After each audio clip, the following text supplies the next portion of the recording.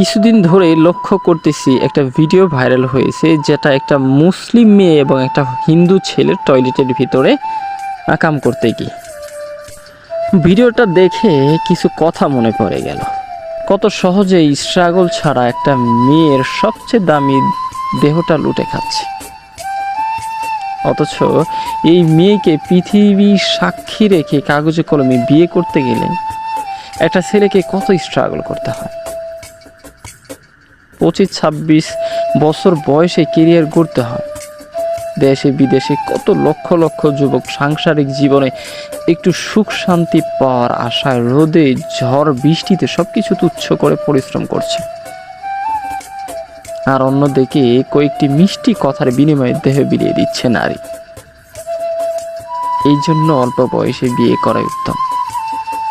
আবার আমরা অল্প বয়সে বিয়ে করা মানুষদের নানানভাবে ট্রোল করি।